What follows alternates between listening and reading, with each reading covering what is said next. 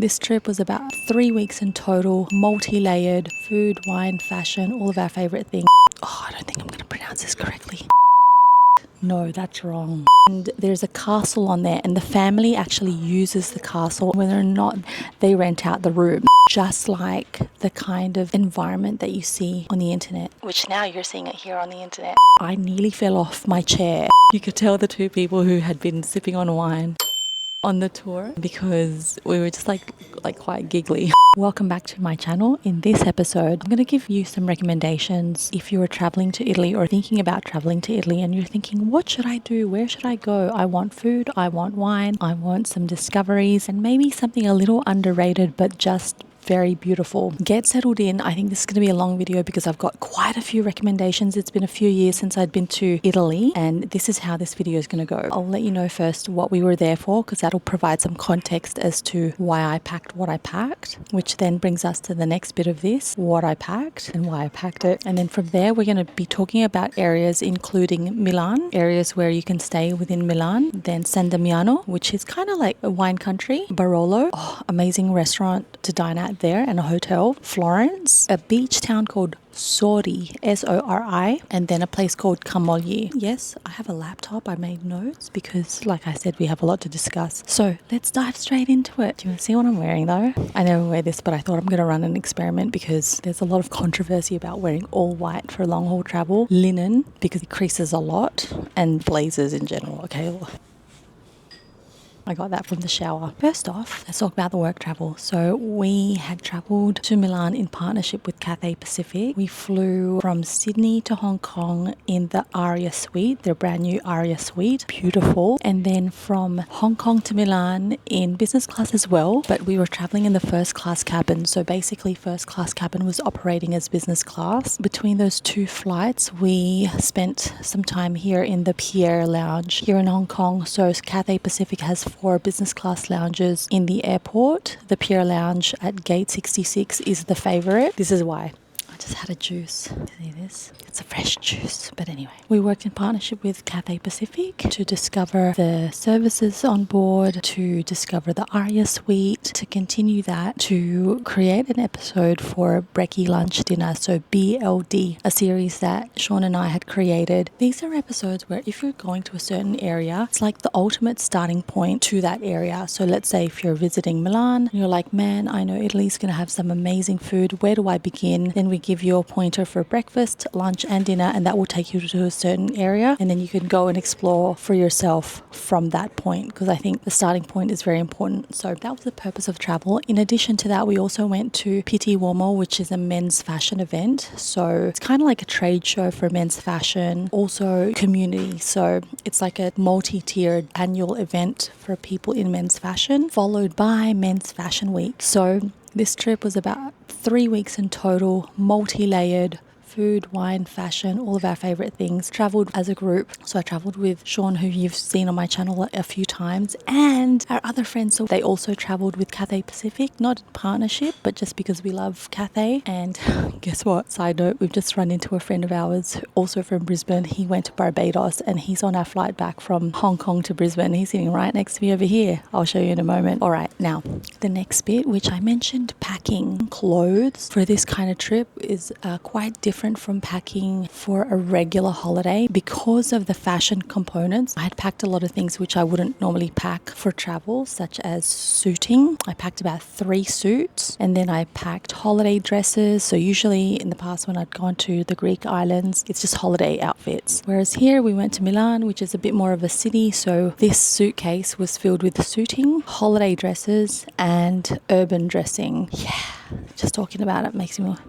Let's take a deep breath, everybody. It was a lot. All of us packed with a lot of bags. I think that's the nature of traveling for fashion to begin with. I can report we wore everything that we brought. As a matter of fact, confession, I even ran out of clothes. Is that on purpose?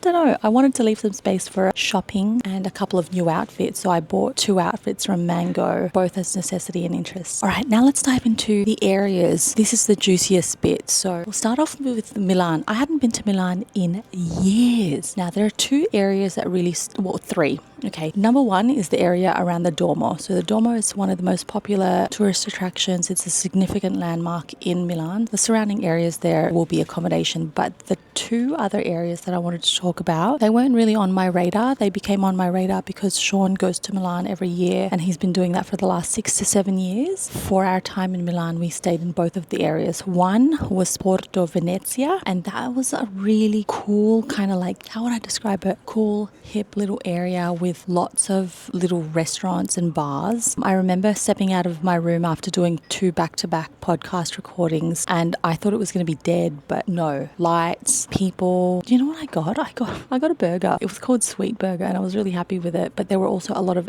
other Italian restaurants in that area. For breakfast, when we were staying there, we went to a place called, I don't think I'm going to pronounce this correctly. Égalité? No, that's wrong. Égalité? Égalité? Égalité. Égalité.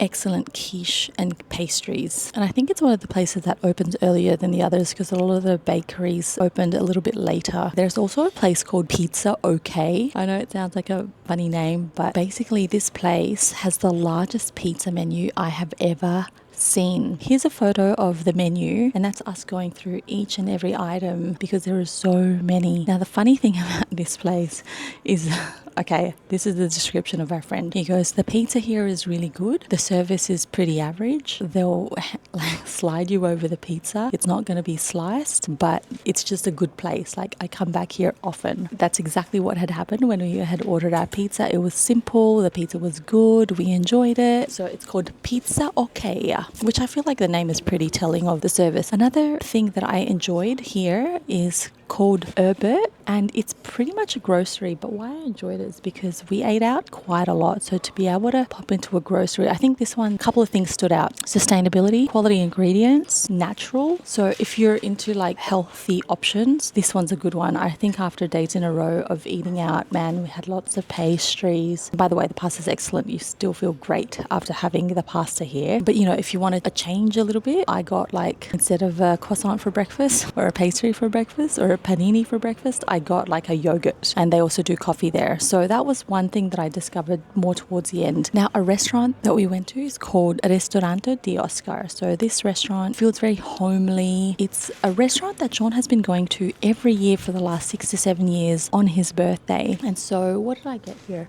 I got the ravioli, and it was excellent. Everyone loved their food, but it's a very homely vibe. So it's not super fancy, but it's not super simple. It's just, how can I describe a nice homely vibe? Now for Milan, we actually did brekkie lunch dinner episode there, so you'll see some of the recommendations in further detail, but we have to move on because we have other areas to talk about, and I'm really excited to lead you into the next topic, which is San Damiano. Okay, we stayed at a place called Marchesi Alfieri, right? So this was the hotel that we had booked. Well, we thought it was a hotel, but as it turns out, it's not really a full-time hotel. It's basically a vineyard, and there's a castle on there, and the family actually uses the castle. When they're not there, they rent out the rooms. Wild. So we just so happened to book like one of the few rooms that were there. Now, there were a few standout features of this hotel, but my favorite thing about this hotel was the breakfast area. From our room, walked up just expecting like a nice breakfast area, but no. You open the door and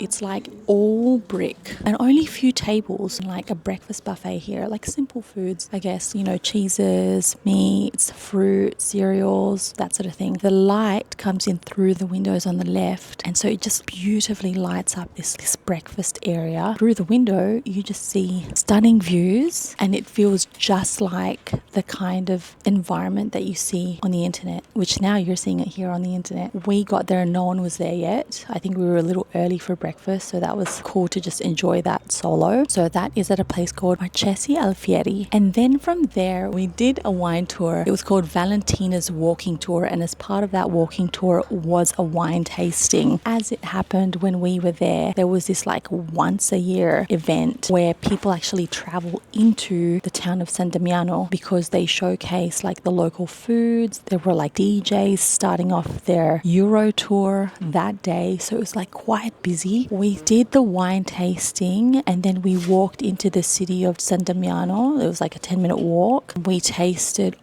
there was this butcher. I think their family's been there for like the last 15 years. And so we tasted some of their products. And then we went into a sweets place. There are two sweets that I was like not expecting. I just thought, oh, sure, Italian sweets, delicious, yum. But no, there were two that I nearly fell off my chair. One of them was like this little tiny like little biscuit, but man, when I put it in, it was like, you know, shortbread, it kind of like just crumbled in your mouth. It's kind of like that, but it had a fudginess to it. I don't know what it's called, but here is a picture of it, and maybe we can look it up on the internet and find out what it's called. The other sweet, which I thought was excellent, it looks like a little eclair. Apparently it's called a San Damianese, and something tells me that's not correct. With these recommendations, I've put them in the description box of this video, by the way, because I know that it's just easier to actually pull the details and then you can look them up on Google, but hopefully these visuals are doing their thing. We only did 24 hours in San Damiano until we moved into Barolo. Now, the reason why we moved accommodation between San Damiano and Barolo, even though they're pretty close to each other, is because we wanted to do some wine tastings, and as it turns out, there's not a lot of taxis around. So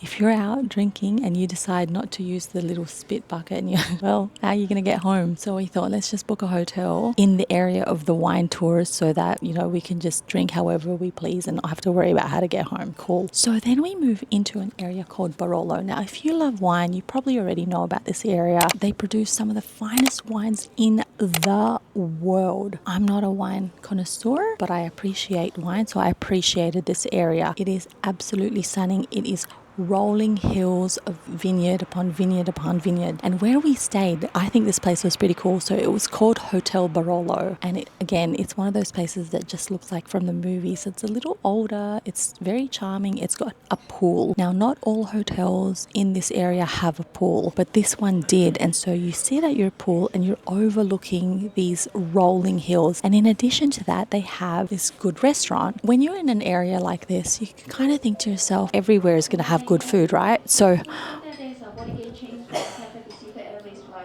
just double checking that that's not ours. Just gonna take a little break there.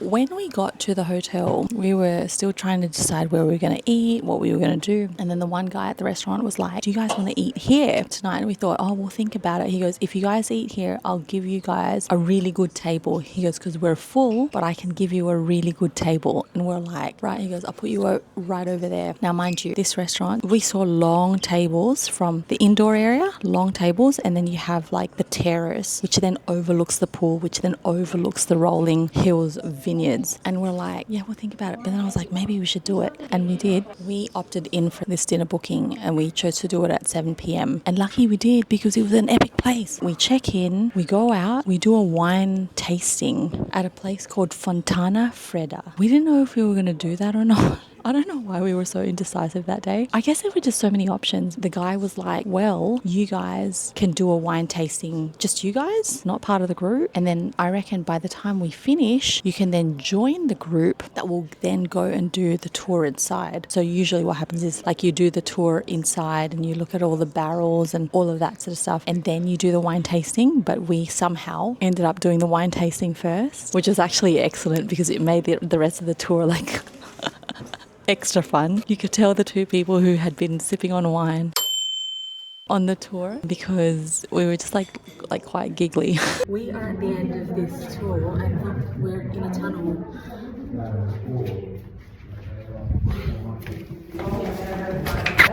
Not the right dress for this. The lady said that this is wetter than ever and she's not too sure why.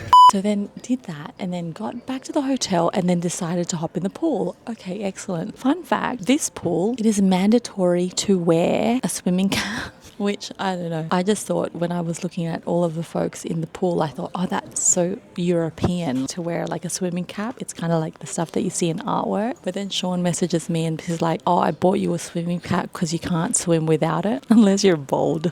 I don't know why I find that so funny. But anyway, then 7 p.m. rolled around and then it was time for dinner. Get to dinner, and as it turns out, there's a big group of cyclists which had booked a lot of the seats at that restaurant, which is why it was really good that we ended up taking the seat, because we ended up getting that really good spot. Looking at what everyone was being served, like, it was pretty tricky in two ways. It's easy to decide, but it's also hard to decide what to have, right? And then we saw them serving this like spaghetti, and I was like, man, that spaghetti looks so good. As it turns out, it was on the menu. I ordered this spaghetti, and it's kind of like, it's thinner than fettuccine. I forgot what the name of the pasta was, but man, this was the best ragu I've ever had in my entire life. No exaggeration, it was the best. And you know, when you think of ragu, you think like quite rich in meat and quite, you know, saucy. This was more like a light fettuccine spaghetti. I'm ruining the description of this, but and a little bit of meat. It wasn't rich in meat, but it was just right. Still dreaming about it now, if you couldn't tell. If you end up staying at this hotel, I do recommend trying out their restaurant. It's called Ristorante del 1910 Brezza. The wine tour was really fun. I think there are lots of options in terms of like wine tours there. We really enjoyed what we had tasted, but you can find the details of everything Barolo in the description box of this video. Now guys, let's move on to Florence, Sori and Camogli. I said at the beginning this video was going to be a lot, but we're getting there. All right, so let's talk Florence. We went to Florence because of Pitti. Pitti is that annual men's fashion event that happens before Men's Fashion Week in Milan. So it's basically the fashion event that happens before all of the other fashion events happen. And you also get to see, you know, a lot of really great brands are going to bring out the next year. That said, this had caused Florence to be, I guess, for lack of a better word, extra fun. I met lots of really cool people who were just super passionate about men's suiting. And so there's this one strip that people walk down in order to get to the exhibition. So Pitti is an event that happens at an exhibition sort of spot. There's this one strip that people walk down, and you just see beautifully dressed people just walking down this strip. Now this strip also has restaurants. There's this one restaurant called La Sosta 111. Love that number. And the arrabbiata is excellent. Actually, two other items which stood out, because I didn't really get to eat that much there, whereas the guys went there a couple of times, 2 to 3 times. I only went there once, but I did try their desserts. Recommend the desserts, but also just like being there for people watching. It's just such a beautiful experience. In Florence, we also went to an after party, or was it an after party, or is it just a party at Harry's Bar? This is very classic, I guess, like Italian style garden party. So there's a pool. It's just a very beautiful place. Another place that we went to a couple of times, or more than a couple of times, is a place called Caffè Gilli. This is a really cool spot for drinks. There's a DJ there. It's open air. So, well, actually they have like a retractable roof. You're right across this beautiful carousel. It's very close to the shopping areas. I will say I ordered, what did I have? I had one Aperol, and for the rest of the evening that I was there and I had a couple of drinks, I was having Old Faithful Nika from the barrel, so Japanese whiskey, and I usually have it neat or on the rocks. In Australia, if I order that, it comes out like here's your glass, and it comes out like this, right? Not here. Here, I had it on the rocks, and it was like triple the size. So one could say that I peaked early, because that was one of the events that happened when we first got into Florence. So it was the pre-event. For me, it was like quite the main event. Okay, so that's Caffè Gilli. That's a super fun place. When I had to go shopping for outfits, did I get a mango there? No, actually that was in Milan. But honestly, mango in Europe, great range. All of the outfits that I had worn, that I had bought from there, are on my LTK, which you can find in the description box of this video. Since we were in Milan for a few days, we actually also did brekkie lunch dinner there as well, so you'll find that episode on my channel, and if you want another version, you'll find the other version on Sean's channel. Now moving on to the coastal towns. There are 2 coastal towns that we visited. We stayed in one, but we visited 2. After Florence, we went back to Milan, spent about 4 days there, and then after Milan we went to the coastal town. At this point we were like, we had no plans. We didn't know where we were going to go. There was a time we were going to go to Sardinia. There was a time that we were thinking, should we just go to Morocco? There was a time that we were thinking, should we go to Positano? All the options were open. But then we thought, man, we have too much luggage to be going to so many places with lots of transfers. Why don't we look at a place, like what's an area that is coastal that we can get to by train fast? So we came across an area called Genoa or Genova. They're the same thing, Genoa, Genova. We were recommended to look at Rimini and Camogli. Those were the first 2. Oh, we also looked at Cinque Terre, which is pretty popular. area, but Cinque Terre was looking pretty full. So then we basically took out the map and we look at this area, and then this one stands out and it's called Sori. And we go, well, if we take a train from Milan to Genoa, we only have to take one more train to get to Sori, and it's going to be pretty fast. Our choices were Genoa, Sori, Camogli, which I was pronouncing the entire time Camogli, but it's Camogli. And then we entertained the idea of Portofino, but knew that it was going to be busy. So then we look at accommodation on Airbnb between Sori, Genoa, and Camogli. Genoa, we discovered, is a bit more of a port. So if you want to swim, it may not really be the place for you to go to because it's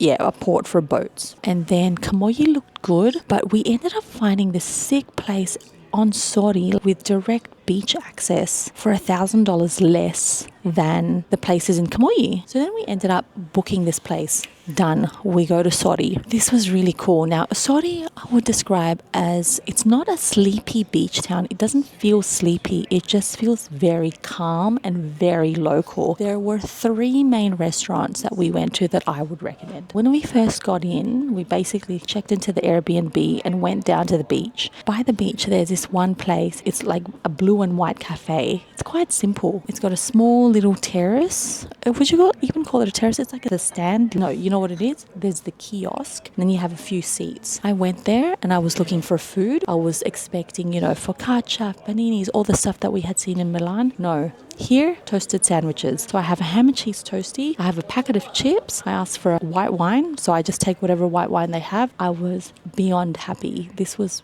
great, especially after, a few weeks work of back-to-back work. We went here daily for our entire stay. We visited daily. We made friends with people there. Sean even made a couple of videos with the locals. I went there for coffee in the morning. Sean found another place that he was going to for coffee, and it's called Edo Bar. And so it was about 400 meters from where we were, but they also had like local breakfast, like savory. I don't even know if that was breakfast. I'm pretty sure it was brunch stuff. But here's a photo of what we had. I don't know what these are called yet. Man, I'm sorry. In some ways, this video is great for detail, and in other ways, we just discovered so many new things that a couple of the things I missed the names of. This one it was almost like stuffed capsicum and stuffed onion and stuffed zucchini. Delicious. I went to that Edo Bar once, but 2 restaurants that really stood out to me apart from the cafe. There is a restaurant that they call Natalie's. That's not the actual name, but the reason the locals call it that is because this restaurant is owned by Natalie. If you ever go here to Sori, people would know it because it's a very popular restaurant and it has a polo pool. So water polo players come here. It has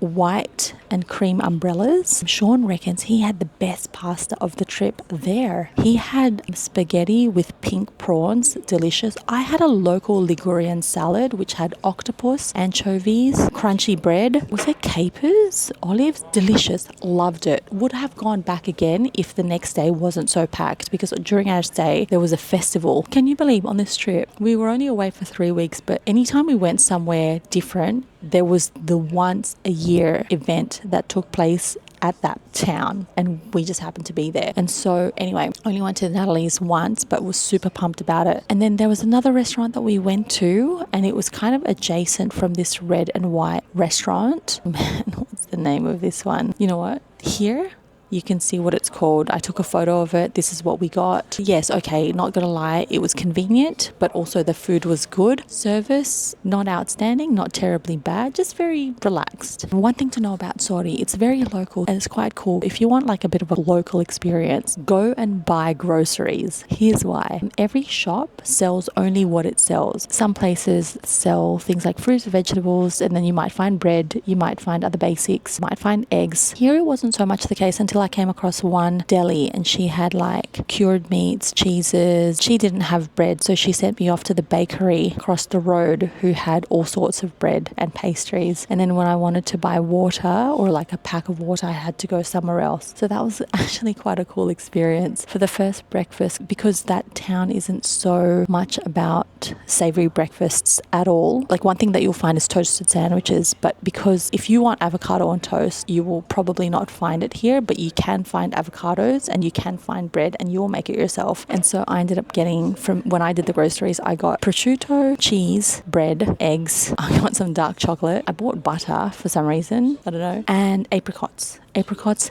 delicious. But when I was buying them, the lady was like, don't touch. If you want something, you have to tell someone what you want and they will take it for you. Well, that's what, I don't know if that's a blanket thing that happens, but that's what happened when I went to shop. So that's Sori. Now, the cool thing about Sori is that it is only 2 train stops away from one of Italy's most underrated, beautiful beach towns called Camogli. Camogli is very close to Portofino, but far less busy. So Camogli, it's quite different from Sori. So Sori feels very local. Camogli feels like you will find tourists there, but just not a lot. We were recommended by a guy named Andrea from Natalie's restaurant. He recommended us to go to a place called Isola. Beautiful, beautiful, beautiful place in Isola. We went there during sunset. We were lucky enough to get a table because we didn't have a booking. I had prawn tartare. We also had, there was another pasta that we had.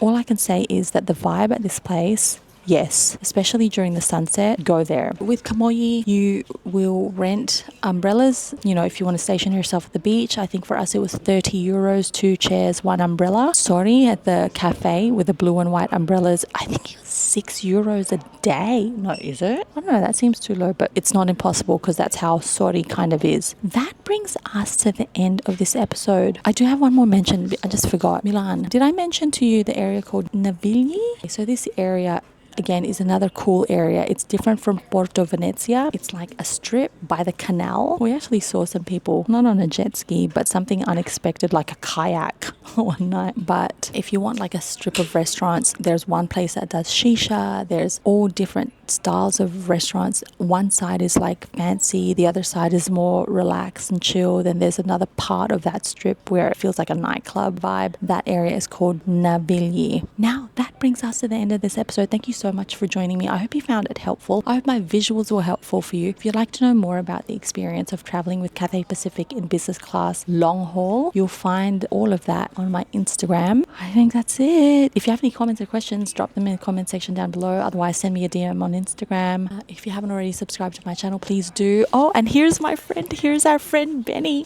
Look, Benny is here. Hi family, how are we? I've just come from Barbados and randomly I'm sharing this experience with Christine and Sean, who's over there, freshened up in the shower and now having some B12 and doing a bit of work. So, Thank you. Love it. I'll hand you back over. So that's Benny. You've seen him in our other episode of BLD. He just always so happens to pop up these. It's Benny. All right, guys.